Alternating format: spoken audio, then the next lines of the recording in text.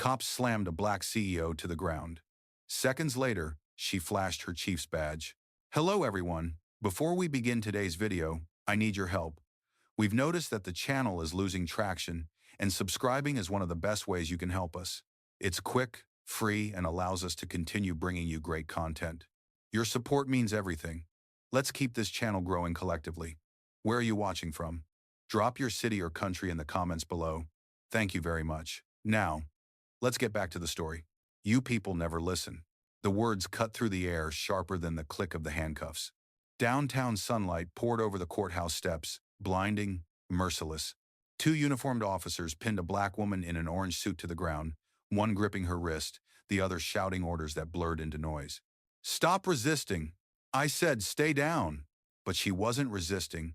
She was breathing, trying to speak, trying to remind them who she was. Officer, I'm... Quiet! You're under arrest!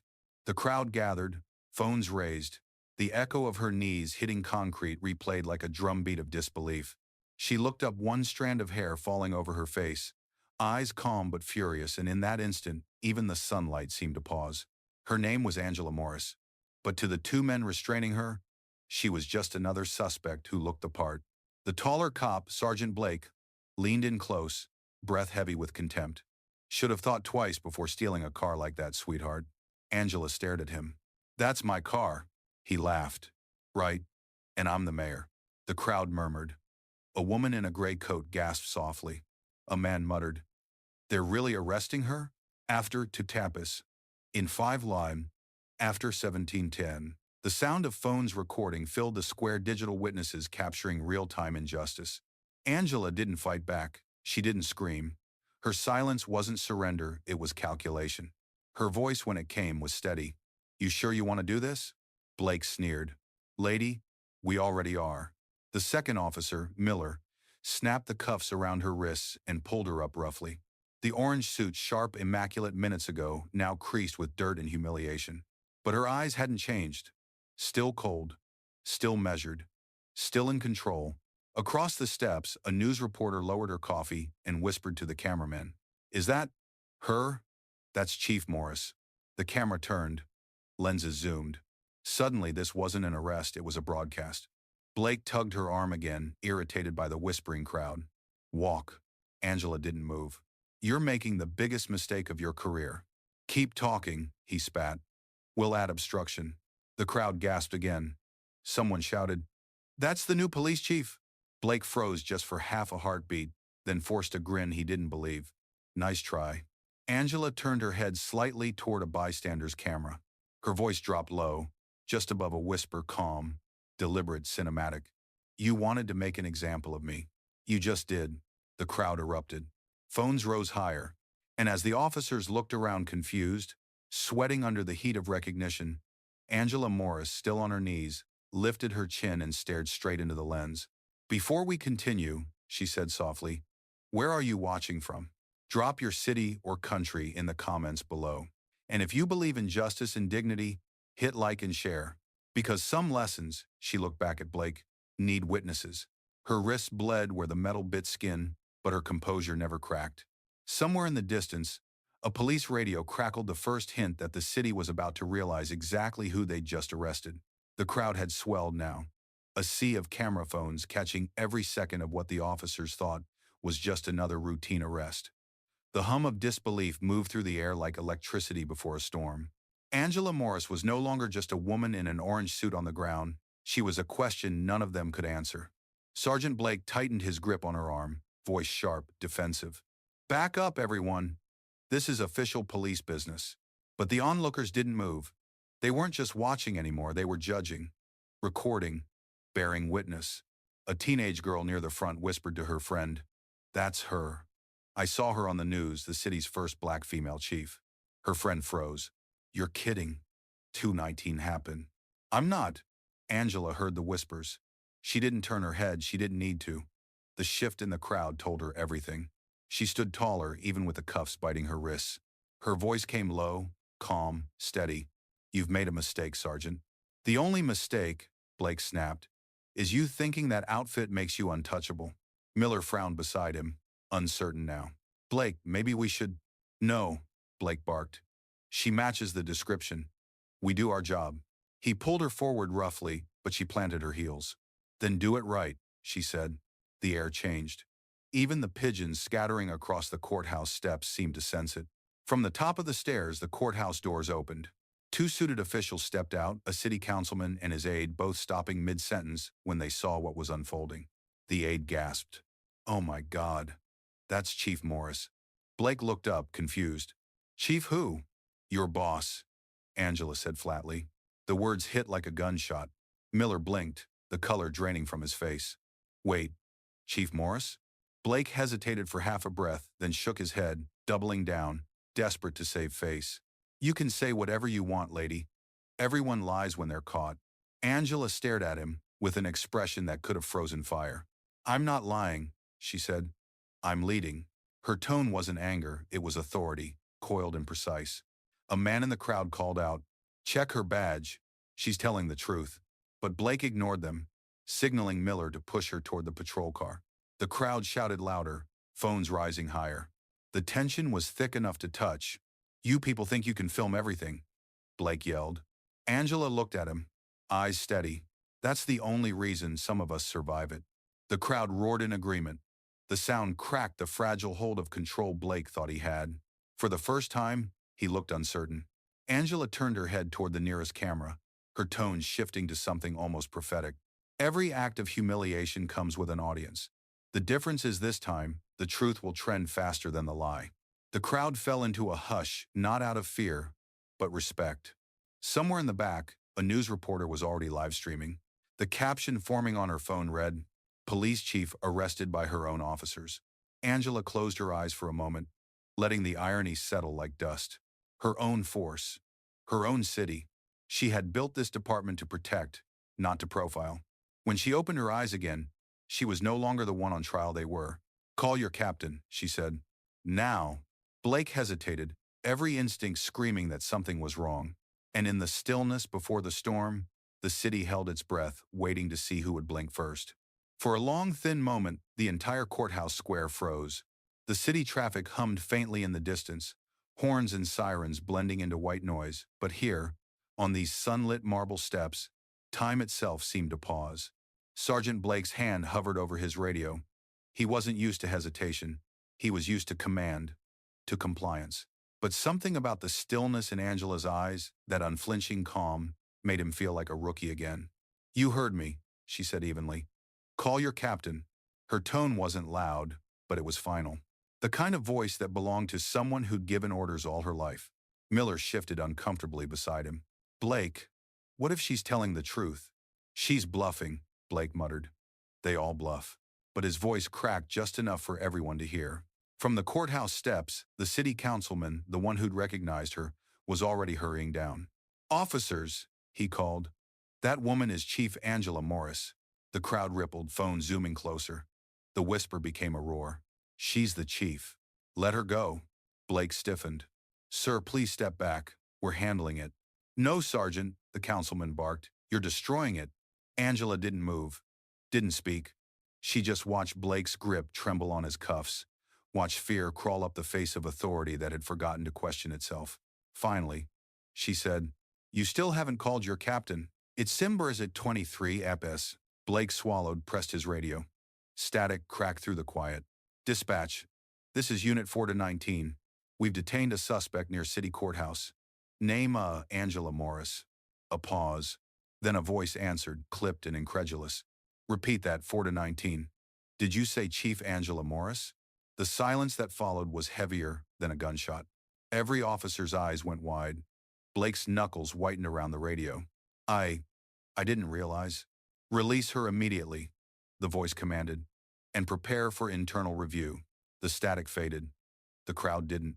Angela's calm never wavered. She extended her cuffed hand slightly. You heard your superior. Blake fumbled with the key. The click of the cuffs unlocking was loud enough to echo off the courthouse pillars. She rubbed her wrists, red but unbroken, and looked him dead in the eye. You didn't arrest me because of procedure, she said quietly. You did it because of perception. He said nothing. Couldn't. The crowd erupted in shouts, half outrage, half vindication.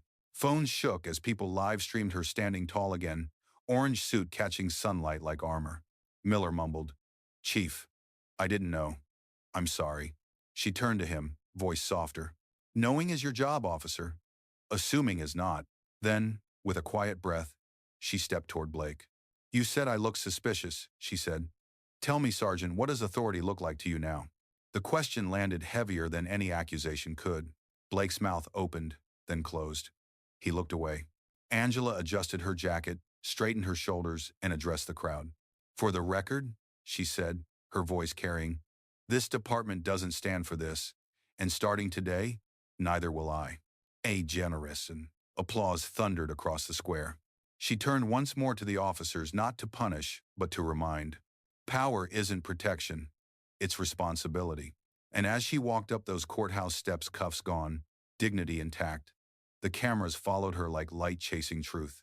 Behind her, the two men stood frozen in the shadow of their own actions. The city had witnessed everything, and the woman they'd tried to break had just risen higher than the badge ever could. The sound of applause faded into the echo of footsteps on marble. Angela Morris climbed the courthouse steps slowly, not to make a scene but to make a statement. Each stride was deliberate, steady, grounded in the authority that had just been questioned and then reclaimed. The sunlight hit her squarely on the back, casting a long shadow that stretched all the way to where the two officers still stood frozen. In that moment, even the air seemed to know whose city this was. Inside the courthouse lobby, the press had already arrived, lenses flashing, reporters calling her name. "Chief Morris, are you pressing charges?" "Chief, what's your message to your department?" She raised a hand, and silence fell again. Her voice, when it came, wasn't angry. It was surgical. "I'm not here to humiliate anyone, but I will hold everyone accountable, especially those wearing the same badge I do." Outside, through the glass doors, the crowd still swarmed. Phones up, voices rising. Two very different kinds of power. The institution and the people meeting in one raw moment of truth. Down the steps, Sergeant Blake stared at his hands. The metal of the cuffs, still warm from her wrists, seemed heavier now than any weapon he'd ever carried. Miller paced beside him, whispering, "We're done, man. We're so done." Blake didn't answer. His training had never prepared him for this. The quiet humiliation of realizing the system he'd trusted had just revealed him as its flaw. Angela emerged again moments later, a gold badge in her hand, the one she had chosen not to wear that morning. It glinted under the noon sun, the seal of police chief, City of Brookhaven. The crowd fell into silence once more. She lifted it just high enough for everyone to see no dramatics, no fury, just truth, shining through metal. "This badge," she said, "doesn't make me better than anyone else, but it demands that I treat everyone better than this." The murmurs grew softer, reverent even. Her gaze landed on Blake. "Sergeant," she said, "your uniform isn't your shield, it's your test, and today you failed it." Blake stepped forward, face pale. "Chief, I thought—" "You didn't think," she interrupted gently. "You assumed. That's how injustice starts, one assumption at a time." Reporters scribbled, cameras zoomed. Yet Angela's tone never rose. She spoke as if the whole city were a classroom, and this was the lesson it should have learned years ago.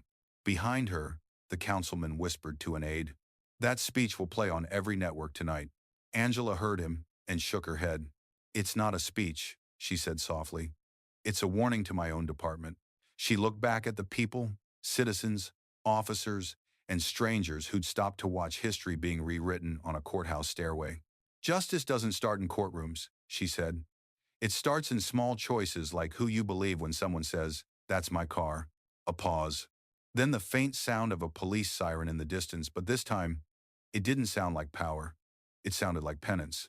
Angela lowered the badge, slid it into her blazer pocket, and turned away from the cameras. The reporters shouted questions she didn't answer.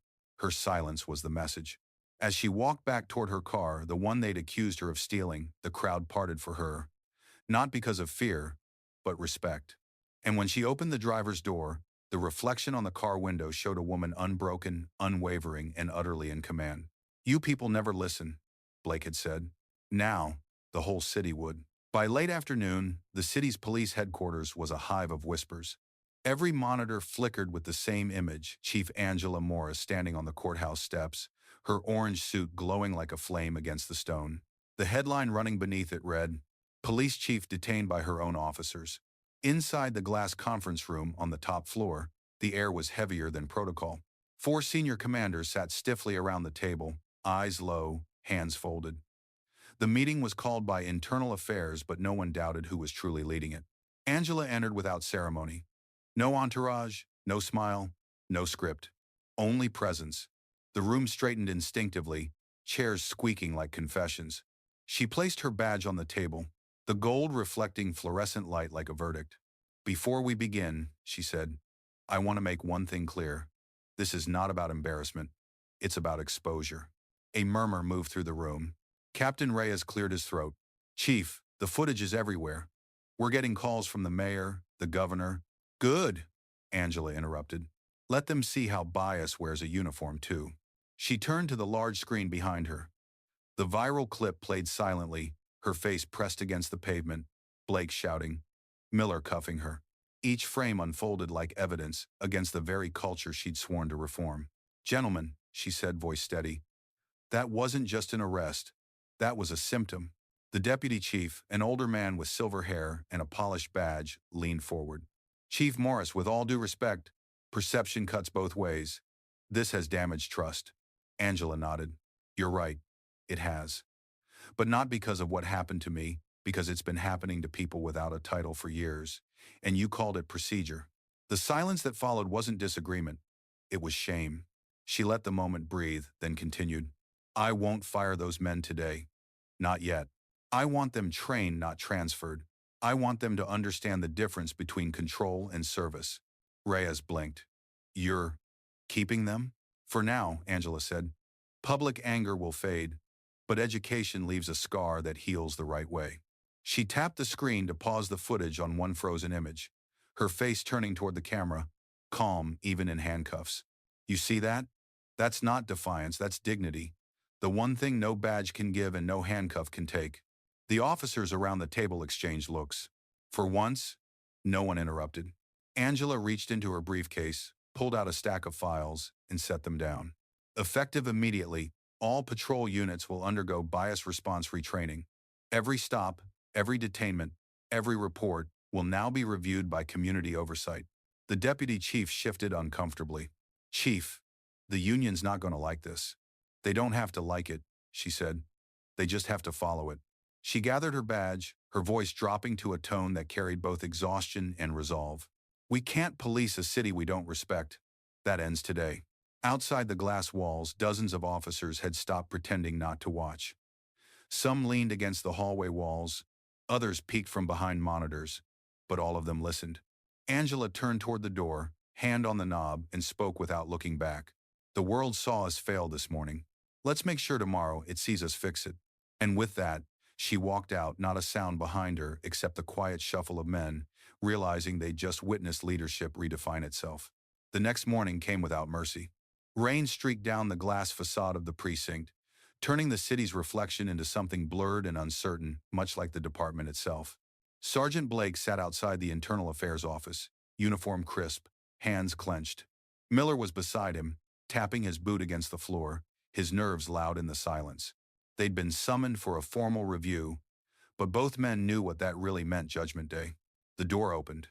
Angela Morris stood inside, not in her orange suit this time, but in her uniform black and gold, the chief's insignia catching every drop of light that dared come near her. "Gentlemen," she said, "come in." Her tone was polite, but it carried the weight of a courtroom. They sat. No one spoke for a moment. The hum of the overhead lights was the only sound. Then Angela placed a tablet on the table. On screen, the viral video paused mid-frame. "You've seen this," she said. "So has the world." Blake swallowed hard. "Chief, I thought I was doing my job." "And what part of your job," she asked quietly, "involves slamming an unarmed woman to the ground before asking her name?" He had no answer. Only the sound of rain tapping the window behind him. Angela turned to Miller. "You followed him." "Yes, ma'am," Miller said, guilt written in his voice. "Why?" "Because he outranked me." Angela nodded, almost to herself. That's how injustice survives. One person leads in ignorance, the other follows in silence. The room went still. She leaned forward, her voice low, precise. "I could fire both of you today. But that would be the easy part. You'd go home angry, blame the system, and nothing would change. Instead, I'm going to make you work for your redemption. Albin. Blake frowned, uncertain. What do you mean? Angela tapped the tablet again. A new slide appeared. Community Immersion Program. You're both being reassigned to a 12-week rotation under community supervision. You'll patrol, train, and listen, not command. Miller blinked. You mean, without weapons? Without arrogance, she replied. She stood, walking to the window, looking out over the wet city streets. Do you know what the hardest part of leadership is, Sergeant? Blake shook his head. It's realizing that sometimes justice looks like mercy, and mercy looks like accountability. Her reflection in the glass was calm but unyielding. When I was on the ground yesterday, I wasn't angry. I was disappointed because I knew I'd trained you better than that, or at least, I thought I had. She turned back, her eyes steady. You two will rebuild what you broke, not with press conferences, not with apologies, but with work, with service. Blake's voice cracked. Chief, I don't deserve that chance. Angela nodded slowly. Maybe not, but the people you serve deserve a better version of you, so earn it. Neither man could look her in the eye, but for the first time, they didn't look away out of defiance, they looked down in respect. Angela gathered her folder and moved toward the door. Before leaving, she said quietly, I don't expect perfection. I expect progress. When the door closed, Blake exhaled a shaky breath. Miller whispered, She could have ruined us. Blake shook his head. No, she just saved us. Outside, the rain had stopped. Sunlight broke through the clouds, scattering across the wet pavement, a reflection of a city beginning, slowly, to cleanse itself. The rain had cleared by the time Sergeant Blake stepped onto the street in his new uniform, stripped of rank, stripped of pride. No gun, no baton, just a plain navy jacket with a single patch, community liaison. It wasn't punishment, it was perspective. At least that's what Chief Morris had told him. Across the intersection, kids played basketball on a cracked asphalt court. A group of mothers sat on the curb, trading stories and side-eyes toward the unfamiliar face walking their block. Blake felt their eyes before he met them, suspicion heavy, earned, and deserved. He walked up slowly, keeping his hands visible, his voice even. Afternoon, ma'am. I'm Officer Blake. I'm here with the community team. One of the mothers looked up, unimpressed. You the one from that video? He hesitated. Yes, ma'am. The silence that followed was thick enough to drown in. Then she nodded toward the court. Good. Maybe you'll learn something today. Blake spent the afternoon hauling water jugs, fixing a broken hoop, listening more than speaking. Every time he tried to explain, someone cut him off, not rudely, just firmly. We've heard sorry before, an older man said. We want different.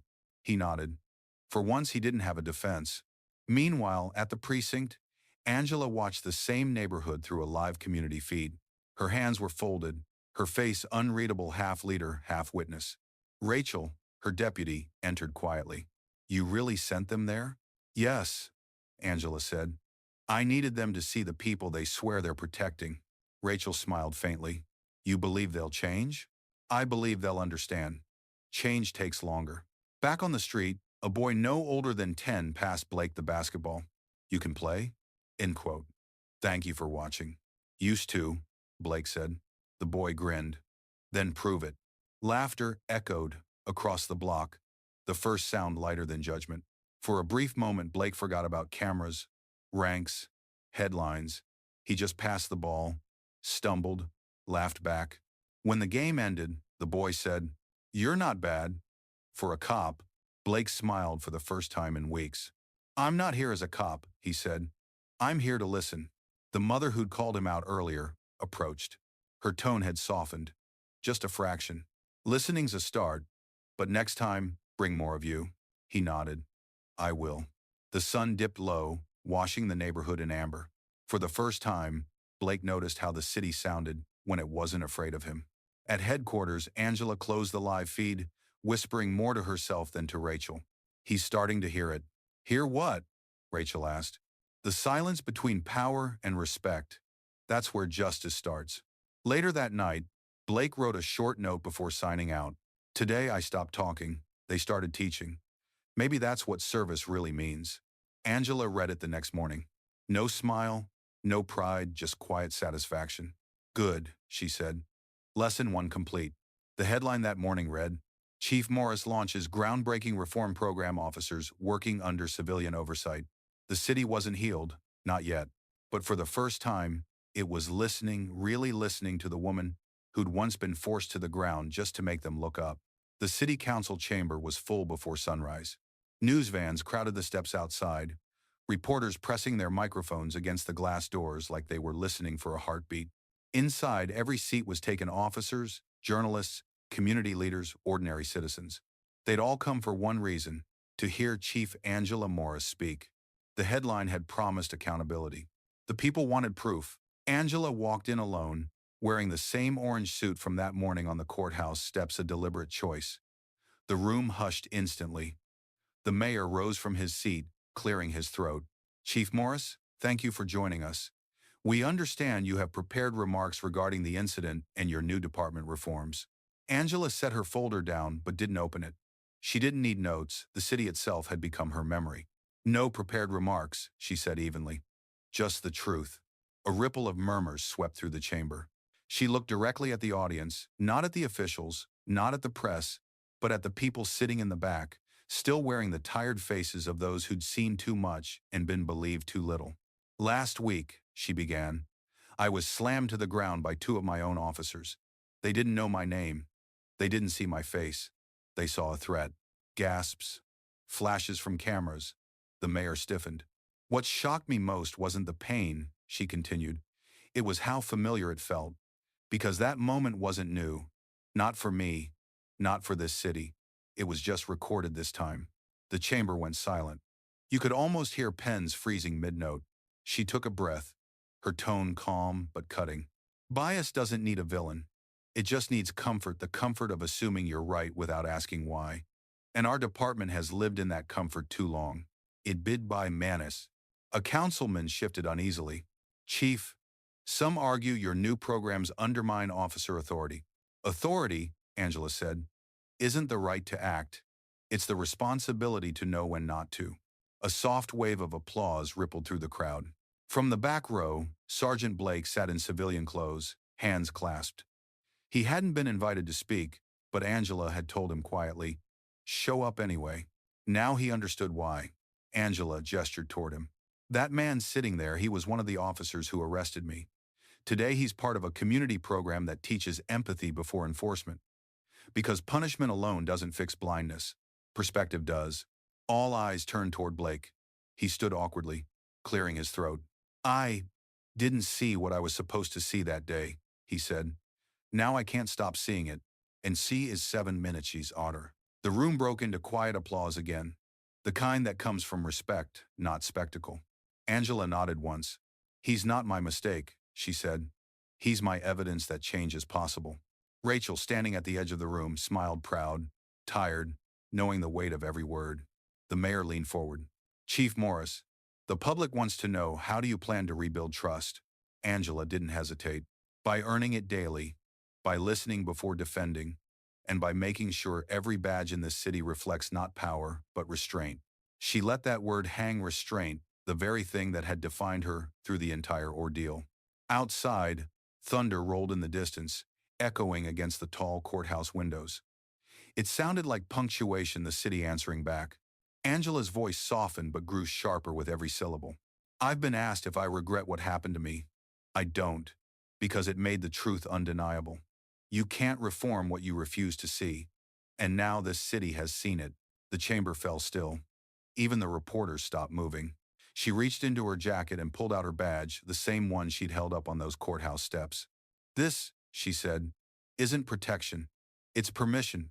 Permission to do right even when it's hard. And I intend to honor that permission. For a second, the badge caught the light gold, scarred, still shining. Angela placed it gently on the council desk, as if setting down the weight of every injustice she'd carried into the room. Justice doesn't shout, she finished. It simply stands. And I'll keep standing until this city remembers what fairness looks like. The mayor nodded, his voice quiet. Chief Morris, the floor recognizes your motion for department reform. Motion granted, she replied. Applause thundered through the chamber, real, unforced, echoing off the marble walls. As Angela left the room, Blake followed a few steps behind, head high, no longer hiding. Reporters swarmed, but she didn't stop. Outside, the storm had finally broken, rain falling in heavy sheets, cleansing, relentless, honest.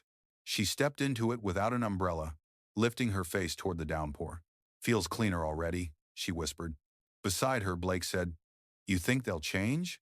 "Not all at once," she replied. But today they looked up. That's where change starts. The storm rolled over the city, washing glass, concrete, and memory alike, and somewhere in that rain, the first clear reflection of a just city began to take shape. The morning light spilled across the skyline like forgiveness. The rain had scrubbed the city clean, but the headlines still burned bright. Chief Angela Morris redefines policing from victim to visionary.